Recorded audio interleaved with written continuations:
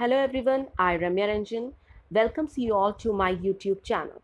Today we will discuss about the topic that is fetal circulation. In that we will discuss about first the normal blood flow pattern after birth, then we will discuss about the circulation before birth, then we will see the bypasses in the fetal circulation and circulatory changes at birth. Then at last we will see some important questions regarding fetal circulation. Now moving on to the fetal circulation introduction, it is different from adult circulation. There are so many major changes in the fetal circulation और वो इस तरह से design होता है कि which should ensure the high oxygenated blood supply to the brain and myocardium to the fetus. So let us see वो कौन कौन से changes होते हैं fetal circulation में. Before moving on to the fetal circulation, let us see about the normal circulation which take place in our body after birth. Birth के बाद जो normal circulation हमारे body में होता है उसे हम सबसे पहले देखेंगे. तो ये this is the normal circulation. ये diagram आपको दिख रहा है यहाँ पे. ये है normal circulation हमारे body का. तो इसमें सबसे पहले क्या होता है, हमारे body में deoxygenated blood जो है सबसे पहले inferior vena cava और सुपीरियर वेना कावा से कहाँ पे आएगा, right atrium. This is the right atrium में हमारे जो ब्लड आता है that is the impure blood है, डीऑक्सीजनेटेड ब्लड है, वो सुपीरियर वेना कावा और इंफीरियर वेना कावा से आता है. This is the right atrium, this is the right side and this one is the left side. Okay, तो राइट एट्रियम से अब ब्लड जो है एक वाल्व को क्रॉस करेगा. Here you can see this valve. तो this is the tricuspid valve.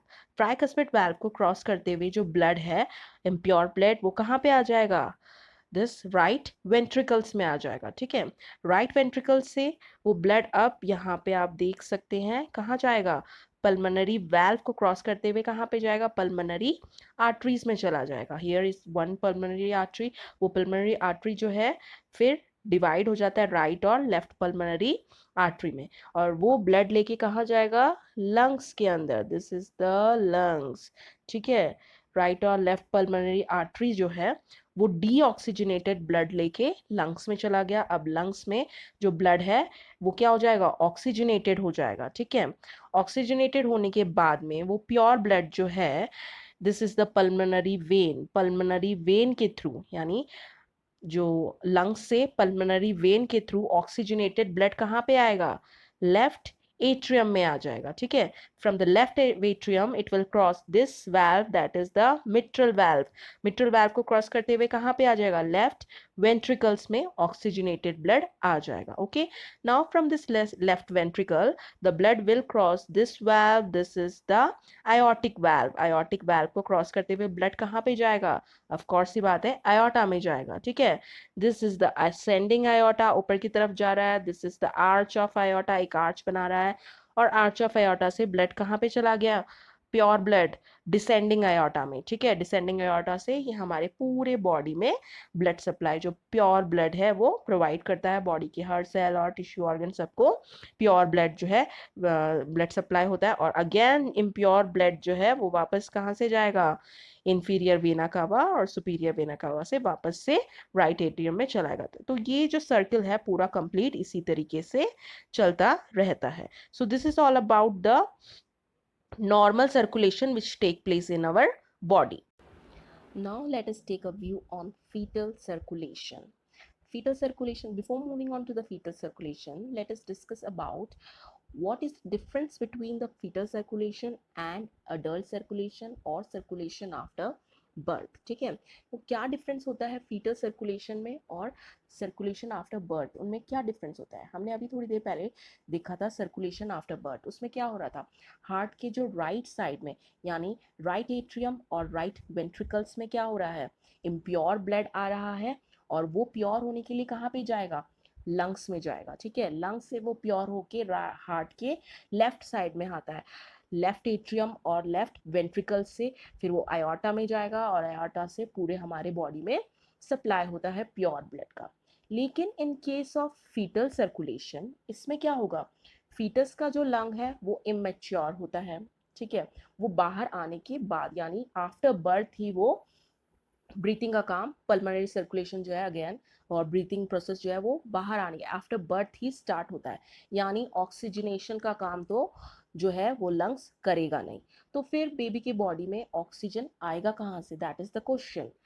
Now the answer is the placenta. Okay, कौन लेके आएगा, प्लाजेंटा लेके आएगा। अब प्लाजेंटा कहाँ से लेके आएगा, जो प्लाजेंटा है, here we can see this is the प्लाजेंटा।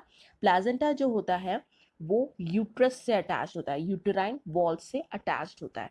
और जो प्लाजेंटा जो है वो मैटरनल ब्लड से, मैटरनल सर्कुलेशन से भी वो कनेक्टेड रहता है, यानी मैटरनल सर्कुलेशन से जो ब्लड है वो कहाँ पे जाएगा, प्लाजेंटा के अंदर जाएगा, ठीक है। और प्लाजेंटा जो है वो ऑक्सीजनेटेड ब्लड बेबी को प्रोवाइड करता है, यानी प्लाजेंटा के थ्रू अम्बिलिकल कॉर्ड से होते हुए जो ऑक्सीजनेटेड ब्लड है वो कहाँ पे जाएगा, फीटस के बॉडी में जाएगा, और वो वेल न्यूट्रिशियस ब्लड होता है, और ऑक्सीजन की सप्लाई पूरे बेबी के बॉडी में पूरा प्रोवाइड करवाता है, जिससे कि बेबी का ग्रोथ एंड डेवलपमेंट बहुत ही अच्छे से हो जाता है।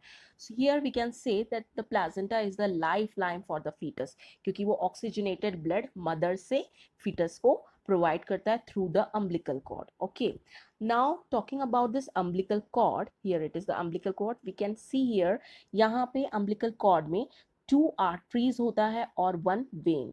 This is 2 arteries and this is 1 when. Okay, यहाँ पे जो आर्टरीज होता है, 2 आर्टरीज तो होता है, वो तो डीऑक्सीजनेटेड ब्लड कैरी करता है, और जो अम्बिलिकल वेन होता है वो क्या कैरी करता है, ऑक्सीजनेटेड ब्लड कैरी करता है।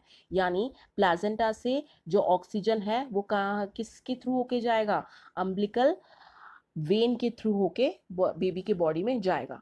और अगेन इन रिटर्न जो डीऑक्सीजनेटेड ब्लड है, हियर वी कैन सी, वो अम्बिलिकल आर्टरी से, 2 अम्बिलिकल आर्टरी से अगेन प्लाजेंटा के अंदर जाएगा, प्लाजेंटा से वो कहाँ जाएगा, अगेन मैटरनल सर्कुलेशन में वो ब्लड जाएगा, मदर के बॉडी में वो ब्लड जाएगा, और मदर का बॉडी उस वेस्ट प्रोडक्ट को या वेस्ट ब्लड को जो है वो पूरा क्लियर इट आउट कर देती है।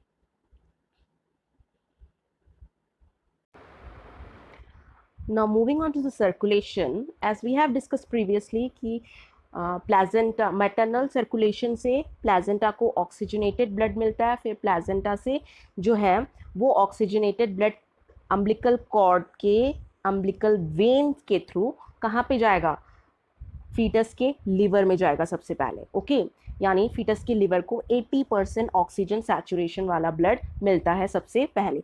लेकिन लिवर में जो है कुछ अमाउंट ऑफ ब्लड ही जाता है, और बाकी जो सारा ब्लड है अम्बिलिकल वेन के थ्रू किस में मिल जाएगा, इंफीरियर वेना कावा में। यानी अम्बिलिकल वेन जो है वो इंफीरियर वेना कावा से जाके मिल जाता है, और जिस पॉइंट पे वो जाके मिलता है उस पॉइंट को हम बोलते हैं डक्टस वेनोसिस, ठीक है, जहाँ पे अम्बिलिकल वेन इंफीरियर वेना कावा से मिल रहा है। ये वेन टू वेन कनेक्शन है, इसलिए इसको डक्टस वेनोसिस बोलते हैं, विच इज द फर्स्ट बाईपास। जो डक्टस वेनोसिस है वो फर्स्ट बाईपास होता है, और वो किसको बाईपास कर रहा है, लिवर को बाईपास कर रहा है, क्योंकि अम्बिलिकल वेन के थ्रू कुछ अमाउंट ऑफ ब्लड ही सिर्फ लिवर में जाता है, बाकी सारा ब्लड जो है वो किस में चला गया है, इंफीरियर वेना कावा में चला गया है through ductus venosus. So this is the first bypass which, ductus venosus is the first bypass which bypasses the liver, ठीक है। अब हम यहाँ देखते हैं कि जो इंफीरियर वेना कावा है, वो इंफीरियर वेना कावा में किस टाइप ऑफ ब्लड होता है, कार्बन डाइऑक्साइड में, यानी ऑक्सीजनेटेड ब्लड और डीऑक्सीजनेटेड ब्लड का यहाँ पे मिक्सअप हो रहा है। जो इंफीरियर वेना कावा है वो डीऑक्सीजनेटेड ब्लड लेके आता है, और अम्बिलिकल वेन है वो ऑक्सीजनेटेड ब्लड लेके आता है। तो यहाँ पे एक तरह से मिक्सअप ऑफ ब्लड हो गया है। तो हम ये कह सकते हैं कि फीटस की बॉडी में जो लिवर है, लिवर को ही सिर्फ 80% ऑक्सीजनेटेड ब्लड मिलता है, बाकी rest of the body will get the, उससे कम ऑक्सीजन सैचुरेशन वाला ब्लड मिलेगा बाकी रेस्ट ऑफ द बॉडी में, ठीक है। नाउ इंफीरियर वेना कावा से ब्लड जो है वो किस में जाएगा, राइट एट्रियम में जाएगा। अब राइट एट्रियम में जो ऑक्सीजन सैचुरेशन है ब्लड का वो कितना रह जाएगा, सिर्फ 70 to 75% ऑक्सीजन सैचुरेशन होगा यहाँ पे ब्लड का। राइट एट्रियम में जो है ब्लड का प्रेशर बहुत ही हाई होता है। हाई क्यों होता है मैं आपको आगे बताऊंगी। फिलहाल देखो, हाई ब्लड, यहाँ पे हाई प्रेशर होता है, इस वजह से जो राइट एट्रियम से ब्लड जो है वो डायरेक्टली कहाँ जाएगा, लेफ्ट वेंट्रिकल्स में चला जाएगा, सॉरी लेफ्ट एट्रियम में चला जाएगा, ठीक है। लेफ्ट एट्रियम में और किसके थ्रू जाएगा ये, फोरामेन ओवेल, यानी राइट एट्रियम और लेफ्ट एट्रियम के बीच में जो ओपनिंग है विच इज द फोरामेन ओवेल, उसको हम बोलेंगे सेकेंड बाईपास। ठीक है, सेकेंड बाईपास, इसने किसको बाईपास किया, लंग्स को बाईपास किया, क्योंकि कायदे से राइट एट्रियम से ब्लड कहाँ आना चाहिए था, राइट वेंट्रिकल्स में आना चाहिए था, और वहां से फिर वो लंग्स में जाना चाहिए था, लेकिन यहाँ पे लंग्स में ब्लड नहीं गया है, वो डायरेक्ट किस में चला गया है, लेफ्ट एट्रियम में चला गया है ब्लड। ठीक है, ऑक्सीजनेटेड लंग्स यहाँ पे ऑक्सीजनेशन का काम करता ही नहीं है, इसलिए लंग्स के पास ऑक्सीजनेशन के लिए ब्लड नहीं जाएगा, डायरेक्टली ब्लड कहाँ पे चला जाएगा, लेफ्ट एट्रियम में चला जाएगा। तो फोरामेन ओवेल जो है वो सेकेंड बाईपास है, जिसने किसको बाईपास किया, लंग्स को बाईपास किया। ठीक है, now the blood from left atrium it will goes to the left ventricles में चला गया। ठीक है, ऑक्सीजनेटेड ब्लड लेफ्ट वेंट्रिकल्स में चला गया, लेफ्ट वेंट्रिकल से वो आयोटा में जाएगा, through the aorta it will goes to the whole body, body में पूरे बॉडी में, फीटस की बॉडी में वो सर्कुलेट होगा। ठीक है, अब यहाँ पे फीटस के पैटर्न ऑफ ब्लड फ्लो में, सर्कुलेटरी पैटर्न में दो तरीके का पैटर्न होता है। ये तो हमने देखा कि ऑक्सीजनेटेड ब्लड किस तरीके से गया। अब डीऑक्सीजनेटेड ब्लड की कहानी अगर हम बात करें तो डीऑक्सीजनेटेड ब्लड कहाँ से आएगा, सुपीरियर वेना कावा, फीटस के upper part of the body से जो डीऑक्सीजनेटेड ब्लड है वो सुपीरियर वेना कावा से कहाँ पे आएगा, राइट एट्रियम में। इंफीरियर वेना कावा से जो ब्लड आता है उसकी कहानी तो हमने देख ली अभी, सुपीरियर वेना कावा से भी डीऑक्सीजनेटेड ब्लड कहाँ पे आएगा, राइट एट्रियम में। यानी हम क्यों कह सकते हैं कि राइट एट्रियम में क्रॉसिंग ऑफ ब्लड हो रहा है, यानी ऑक्सीजनेटेड ब्लड और डीऑक्सीजनेटेड ब्लड दोनों मिल रहे हैं। अब जो है 1/3 ब्लड जो है वो किस में जाएगा, राइट वेंट्रिकल्स में चला जाएगा, राइट एट्रियम से वो कहाँ पे जाएगा, राइट वेंट्रिकल्स में चला जाएगा। राइट वेंट्रिकल्स से वो जो ब्लड है वो कहाँ पे जाएगा, पल्मोनरी आर्टरीज में चला जाएगा। पल्मोनरी आर्टरी जो है आगे जाके डिवाइड होता है, यानी बाइफरकेट होता है। पल्मोनरी आर्टरी जो है आगे जाके बाइफरकेट होता है राइट और लेफ्ट में, और फिर वो किस में चला जाता है, फीटस के लंग्स में जाएगा। यानी वो लंग्स कहाँ पे जाएगा, फीटस के ब्लड कहाँ पे जाएगा, फीटस के लंग्स में जाएगा, क्योंकि फीटस के लंग्स को भी यहाँ पे ऑक्सीजन की ज़रूरत है। फीटस का लंग्स इमेच्योर है, उसमें रेजिस्टेंस होता है, इसलिए सिर्फ लेस देन 1% ब्लड ही फीटस के लंग्स में जाता है पल्मोनरी आर्टरी के थ्रू। बाकी rest of the blood will goes to the descending aorta, यानी पल्मोनरी आर्टरी किससे जाके मिल जाता है, डिसेंडिंग आयोटा से जाके मिलता है। तो वो उस पॉइंट को हम क्या बोलेंगे, डक्टस आर्टीरियोसिस। क्यों बोलेंगे, क्योंकि यहाँ पे आर्टरीज का जो है मीट हो रहा है, एक साथ मिल रहे हैं आर्टरी, तो उसको बोलेंगे ductus arteriosus. Now this is the third bypass, जो कि किसको बाईपास कर रहा है, फीटस के लंग्स को बाईपास कर रहा है, क्योंकि लंग्स में सारा ब्लड जाना चाहिए था, लेकिन यहाँ पे लंग्स में ब्लड ना जाके कुछ amount of blood he lungs में जा रहा है, बाकी ब्लड किस में जा रहा है, डिसेंडिंग आयोटा में जा रहा है। ठीक है, डिसेंडिंग आयोटा से फिर ये ब्लड जो है पूरा फीटस के पूरे बॉडी में जाएगा, बॉडी में सप्लाई करेगा, और जो डीऑक्सीजनेटेड ब्लड है वो फिर कहाँ पे जाएगा, डिसेंडिंग आयोटा के थ्रू किस में जाएगा, इंटरनल इलियक आर्टरीज में जाएगा। ठीक है, दो इंटरनल इलियक आर्टरी, फिर आगे जाके किसमें मिलता है, हाइपोगैस्ट्रिक आर्टरी। हाइपोगैस्ट्रिक आर्टरी जो है फीटस के बॉडी के बाहर क्या बन जाएगा, अम्बिलिकल आर्टरी, और अम्बिलिकल आर्टरी से जो डीऑक्सीजनेटेड ब्लड है वो फीटस के प्लेजेंटा में जाएगा, और प्लेजेंटा से अगेन वो मैटरनल सर्कुलेशन में चला जाएगा, और इसी तरीके से पूरा सर्किल चलता रहता है। So this is about the fetal circulation. Now अब एक बार इसी को ही हम फ्लो चार्ट में देख लेते हैं। देखिए, सबसे पहले प्लेजेंटा से ब्लड कहाँ पे गया, अम्बिलिकल वेन में गया। ठीक है, 80% ऑक्सीजनेटेड ब्लड है, अम्बिलिकल वेन से वो कहाँ पे चला जाएगा, लीवर में चला जाएगा। लीवर से फिर वो डायरेक्टली इंफीरियर वेना कावा में ब्लड जाएगा, और किसके थ्रू जाएगा, डक्टस वेनोसिस से। तो वहाँ पे मिक्सिंग ऑफ ब्लड हो गया है, ऑक्सीजनेटेड और डीऑक्सीजनेटेड ब्लड का मिक्सअप हो गया है यहाँ पे। ठीक है, नेक्स्ट जो है इंफीरियर वेना कावा से वो ब्लड कहाँ पे जाएगा, राइट एट्रियम में जाएगा। राइट एट्रियम से वो ब्लड जाएगा लेफ्ट एट्रियम में, और किसके थ्रू जाएगा, फोरामेन ओवेल के थ्रू जाएगा। नेक्स्ट लेफ्ट एट्रियम से वो ब्लड जो है लेफ्ट वेंट्रिकल्स में जाएगा। लेफ्ट वेंट्रिकल से वो ब्लड कहाँ पे जाएगा, आयोटा में जाएगा। आयोटा से फिर वो पूरे बॉडी के सर्कुलेशन में चला जाएगा वो ब्लड। तो ये तो था ऑक्सीजनेटेड ब्लड की कहानी। नाउ डीऑक्सीजनेटेड ब्लड जो वेनस रिटर्न हो रहा है वो इस तरीके से है। वेनस रिटर्न में देखो सुपीरियर वेना कावा और इंफीरियर वेना कावा से ब्लड कहाँ पे आ रहा है, राइट एट्रियम में आ रहा है। राइट एट्रियम से ब्लड जो है कहाँ पे जाएगा, राइट वेंट्रिकल्स में जाएगा।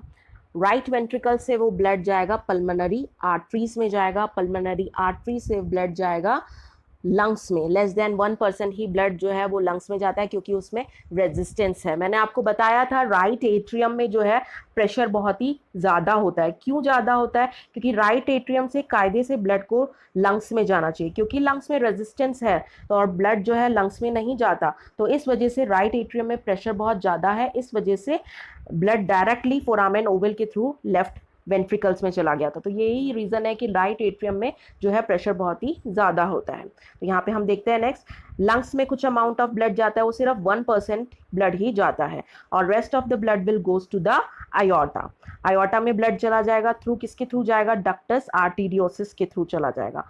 नेक्स्ट है, वहाँ से पूरा होल बॉडी में, फीटस के होल बॉडी में पूरा ब्लड चला जाता है और इंटरनल आगे जाके जो डिसेंडिंग आयोटा है वो किससे जाके मिलता है, इंटरनल इलियक आर्टरी से जाके मिलेगा।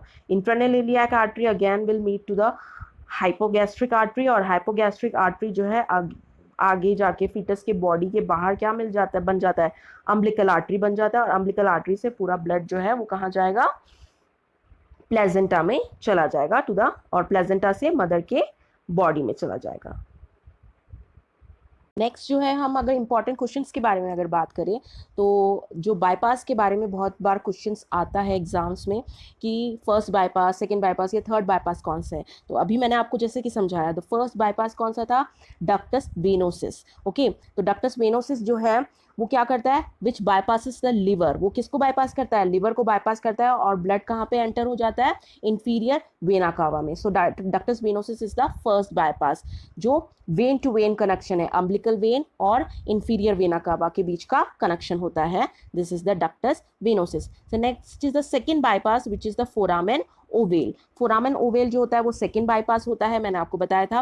वो किसको बाईपास करता है, लंग्स को बाईपास करता है और ब्लड को शंट कर देता है right atrium to the left atrium, क्योंकि राइट एट्रियम में प्रेशर ज़्यादा होता है इसलिए सारा ब्लड को वो शंट करते हुए लेफ्ट एट्रियम में लेके जाता है। So this is foramen ovale is the second bypass and the third bypass is ductus arteriosus. Ductus arteriosus किसके बीच का कनेक्शन होता है, आर्टरी यानी पल्मोनरी आर्टरी एंड आयोटा के बीच का कनेक्शन होता है और वो किसको बाईपास करता है, लंग्स को बाईपास करता है। सेम जो फोरामेन ओवेल है और डक्टस आर्टीरियोसिस दोनों ही लंग्स को बाईपास करते हैं, ठीक है। डक्टस आर्टीरियोसिस लंग्स को बाईपास करते हुए ब्लड को कहाँ पे ले जाता है, it shunt blood from the pulmonary artery to the aorta, pulmonary artery से आयोटा में लेके जाता है, ठीक है। Bypass we all know that what is bypass. कोई एक आपने देखा होगा रोड ब्लॉक हो जाती है या कुछ भी जगह ब्लॉक हो जाता है तो हम दूसरा रास्ता बना देते हैं, that is the bypass. Okay, तो यहाँ पे उन्हीं बाईपासेस के बारे में बताया गया है। Now let us see about the normal circulatory changes which take place after birth. birth के बाद में circulatory changes कौन कौन से आते हैं, ठीक है। सबसे पहले क्लोजर, ये जितने भी लिखा हुआ है, क्लोजर ऑफ डक्टस वेनोसिस हो जाता है क्लोज, डक्टस आर्टीरियोसिस क्लोज हो जाता है, फोरामेन ओवेल क्लोज हो जाता है, अम्बिलिकल आर्टरी क्लोज हो जाता है और अम्बिलिकल वेन क्लोज हो जाता है। अब ये कब क्लोज होते हैं, फंक्शनल क्लोजर। डक्टस वेनोसिस जो है फंक्शनली कब क्लोज होता है, with in a minute of birth, birth के कुछ मिनट में ही ये क्लोज फंक्शनली हो जाता है। लेकिन अगर एनाटॉमिकली देखा जाए तो ये क्लोज कब होगा, 3 to 7 days या फिर 1 वीक्स के अंदर डक्टस वेनोसिस जो है एनाटॉमिकली क्लोज हो जाता है। क्लोज होने के बाद वो क्या बन जाएगा, लिगामेंटम वेनोसम, यानी ductus venosus will become ligamentum venosus after closure. Okay, और ये क्लोज क्यों हो रहा है, क्योंकि हम बर्थ के बाद में जैसे ही हम कोट को क्लैम्प कर देते हैं तो सारा सर्कुलेटरी चेंज हो जाता है, जिसकी वजह से ये सारे चेंजेस आते हैं। नेक्स्ट हम बात करेंगे डक्टस आर्टीरियोसिस। डक्टस आर्टीरियोसिस ये भी फंक्शनली जो है कब क्लोज हो जाता है, जैसे ही पल्मोनरी सर्कुलेशन एस्टैब्लिश हो जाता है ये फंक्शनली क्लोज हो जाता है। लेकिन अगर एनाटॉमिकली बात करें तो ये 1 to 3 months के अंदर क्लोज हो जाता है और ये क्लोज होके क्या बन जाता है, लिगामेंटम आर्टीरियोसम बन जाता है, यानी ductus arteriosus will become the ligamentum arteriosum. Next is the foramen ovale. Foramen ovale जो है एट बर्थ, ये भी फंक्शनली एट बर्थ जो है वो क्लोज हो जाता है और एनाटॉमिकल क्लोजर देखें तो 6 months to 1 year के बीच में ये क्लोज हो जाता है और क्या बन जाता है क्लोज होके, फोसा ओवैलिस बन जाता है ये क्लोज होने के बाद में।